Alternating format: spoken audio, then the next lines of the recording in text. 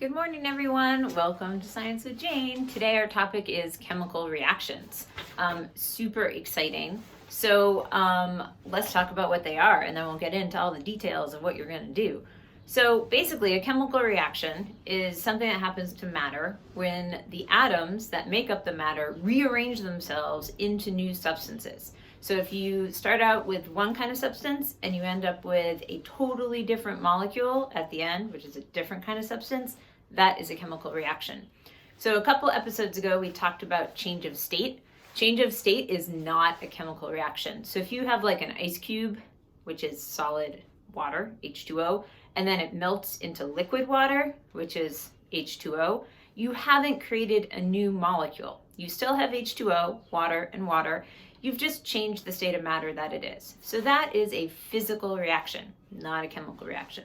So today we're going to focus on the chemical reactions where you actually create a new substance, which is super cool, and it happens all the time. So how do you know that you have a new substance? Because a lot of times the substances, it's kind of hard. You can't actually see molecules because they're so small. So here are a couple of ways you can tell that you may have created a new substance through your chemical reactions. First of all, is there a color change? A great example of this is toasting bread. So if you just heat up a piece of bread a little bit, you've just made it hotter. You haven't changed any molecules. But as soon as it starts to toast or get brown, color change right there, or browner, because I guess bread starts kind of brown, that is the sign of a chemical reaction. Okay, so that toastiness that you get when you brown something when you're cooking, that's a chemical reaction. Another example would be if you end up with a new state of matter that you didn't have when you started, and you haven't heated things up or cooled things down, most likely that's a sign of a chemical reaction. And that's the sign that we're going to be looking for in the reaction that we do today. Another way to tell is that the matter you end up with at the end has different properties from what you started with. So again, cooking and baking are great examples of this because you take your ingredients to make pancakes at the beginning and you mix them together and you heat them up. And what you end up with at the end, the pancake, has different properties than the ingredients that you started out with. Okay? So I just wanted to give you some examples on that. And in fact, my podcast that I recommend that you listen to today is the Brains On podcast. It's actually from several years ago that they made. It's called The Science of Baking. Because baking is all about chemistry and chemical reactions. And I think this podcast is really interesting. Now, if you're listening to this around the time that it is, and today is April 10th, you may be celebrating Passover. You may be getting ready to celebrate Easter. So a couple interesting things about celebrating these holidays. A lot of people have something special that they like to bake or eat for Easter. So this Science of Baking will fit right into that. And for Passover, baking or not baking is a super important part of the celebration because you don't eat leavened bread. And this podcast talks all about what leavening actually is in baking. So that might be interesting no matter what. And if you're not celebrating either of those holidays, but you really like baking or bread or cookies or chemistry, this episode is also for you. All right, so we're gonna start with all of these papers that I have. So again, I recommend the Brains On podcast, Science of Baking, as sort of a companion to this video. There are some other things here that might be interesting, like the Brain Pops for Brain Pop Junior and for Brain Pop, the Big Kid version on chemical reactions. And I also wanted to point out in the Staying Healthy episode, which was from March 20th, a long time ago now it seems, I've updated the document that goes with that to include 2 new podcasts from Brains On about coronavirus. They've been putting out new ones that give more information, answer more questions for kids, so I definitely recommend you check those out as well. All right, on to the science. So I'm going to start out with activities for younger kids, but as is often the case, the older kids will want to listen to this because it kind of prefaces what you are going to do in the older kid time. Here it says, let's combine baking soda and vinegar and see what happens. Now, a word about chemistry at home. We are doing chemistry at home that is safe.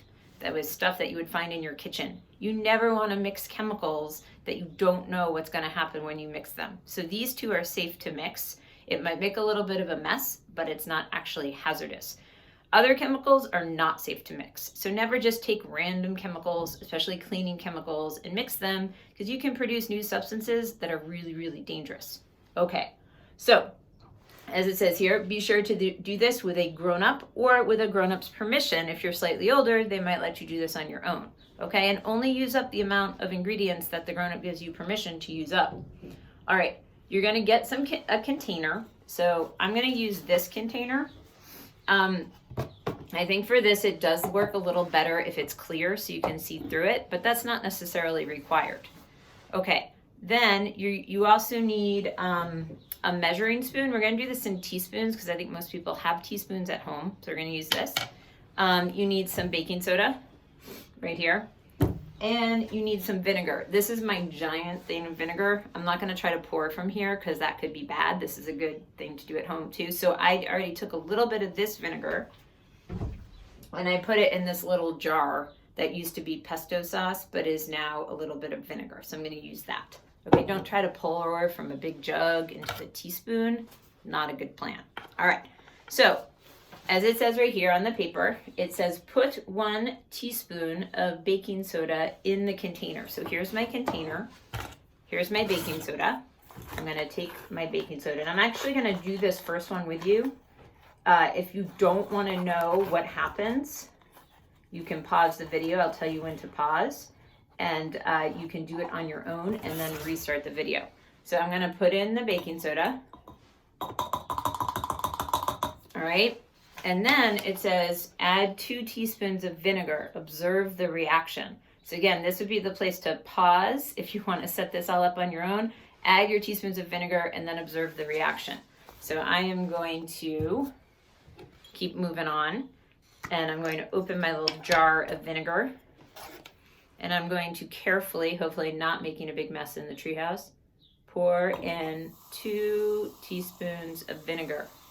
And as you can see, I have a chemical reaction. Now I know it's a chemical reaction because I have added a liquid and a solid, and I got bubbles. Now bubbles inside a liquid actually tell me that a gas is present. And it's not like I've heated this up and made it boil and produced bubbles that way. Instead, the chemical reaction happened and it produced a gas inside that liquid. And to be specific, this is exactly what happened. So I added my baking soda and my vinegar. These are the molecules of those. You can ignore that if you want to. And I produced 3 different things. This is my input, this is my output. I produced carbon dioxide, which is a gas. That was the bubbles there. And some of those bubbles popped and then went out into the air of the treehouse. I produced water, which, water looks very similar to how vinegar looks like. So I just have to trust that it's there right now. And then some invisible dissolved ions. That's kind of like salts that are just dissolved in there. I won't be able to see them. So the thing that I can really see to tell that something new is made is the bubbles, because that represents a gas that wasn't there to begin with. So that's how I know it's a chemical reaction. Great. So basically, your job now is to document this reaction. Okay, and basically there's a chart.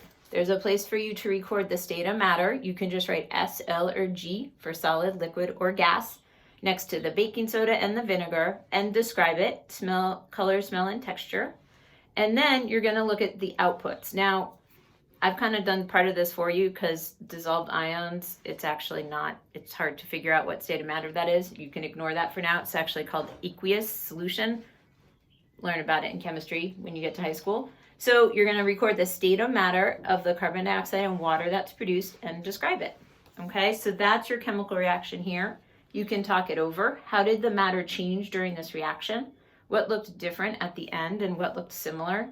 Can you think of a way to make a bigger, more bubbles reaction? All right, so those are some challenges. And then, and this could work for both big kids and little kids, if you want more chemical reactions, and I suggest you do this after you listen to the Baking Brains On podcast, is to document something that you cook or bake at home. So you're going to document the reaction, title, what you are making, and then the inputs, which would be your ingredients that you put in, state of matter, describe it, and then the outputs, which usually when you cook, there's like one output, like you make a cake or you like make pasta, whatever it is, you're going to document that there. Now, some cooking and baking is not necessarily a chemical reaction, so you're going to have to kind of think about that, but a lot of it is. Refer to the Brains On podcast for more details. Fabulous.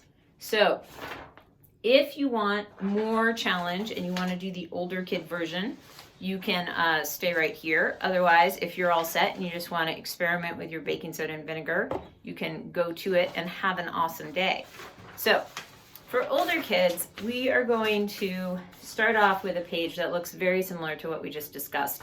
But instead of just documenting it, we're going to give like an added challenge, and I'm going to ask you these questions. Can you measure the height or volume of the bubbles to measure how big the reaction is? So this would be actual data collection about the reaction instead of just describing it. What I mean by this is if you have a tape measure or a ruler, and actually I'm going to add onto this a link in the activity sheet to a printable metric ruler. Actually, I'm going to add that on the first page with other links. So I could put my ruler here. Maybe I would have someone help me next to it. Here's my tape measure. And when I did the reaction, I could measure how high up it goes and record that. Another way to measure the height or the volume of the reaction, the bubbles, is you could get a measuring cup that or some other thing at home that has markings on it for volume, and record the volume of the bubbles. If you get something that's too wide, the bubbles won't go up as high, so it might be harder to measure. So if you're using a ruler, something narrow will be easier to measure. Okay? So let me get to the correct page on this. I have so many papers. So basically, that kind of introduces, I've lost my page. Can you measure the height or volume? We just talked about that. And then which input changes the height more, baking soda or vinegar? So here is the data table that you will need, or tables that you will need to go through with this. So you're going to figure out how you're going to measure the height or the volume and figure out your units. So if you're using a tape measure in inches, your unit would be inches. If you're using a measuring cup, you would look to see what units are on the side, and those are your units. This actually has tons of different units, like it has milliliters, it has ounces, and then on this side it has cups. So you're going to pick your unit depending on what tool that you're going to use. All right, here's what you do. You do the reaction as described on the last page, but the previous page I should say, but measure the height or volume of the bubbles. Record in the height, so record here, and record the height and observation in the first row of both data tables. So you're going to do 2 teaspoons of vinegar, 1 teaspoon of baking soda, measure the bubbles, record. And this is actually the same thing, okay, this first trial. Now, this is where it gets different. You're going to change the baking soda amount, but keep the vinegar the same and record in the first data table. So here you're going to decide, do you want to add half a teaspoon of baking soda? Do you want to add 2 teaspoons of baking soda? Do you want to add 3 teaspoons of baking soda? You pick. You can do that 2 times, but you're always going to keep the vinegar amount at 2 teaspoons. Okay, you're just changing the baking soda. Record, record, record. And in between doing this, you can just rinse this out with water, your reaction container. It doesn't have to be totally clean or dry. If there's a little water in it, it's not really going to affect the experiment. Okay, then you're going to do as many trials as you would like with permission to keep using up the ingredients. Don't use all the vinegar if parents need vinegar at home. Okay? All right, now change the vinegar amount, but keep the baking soda the same and record in the second data table. So down here, notice it says baking soda amount 1 teaspoon. Keep the baking soda the same, change up your vinegar amount, okay, and record the height of bubbles. Here are your questions. Talk it over. How did changing the amount of baking soda and vinegar change the amount of carbon dioxide, remember that's the bubbles, produced? Did one input, either the baking soda or the vinegar, have a bigger input on the output? And how do you know? So you want to look at your data and see if you can, support your answer to that with data and try to explain it to someone so that they agree with your answer. All right, so that is the deal with chemical reactions. They are super cool and fun. Cooking and baking are full of chemical reactions, so I encourage you to apply what you learned today to your cooking and baking at home. And again, check out that Brains On podcast about the science of baking, because I think it's really interesting. There's a whole history lesson in there. You get to learn about yeast. There's a lot of info.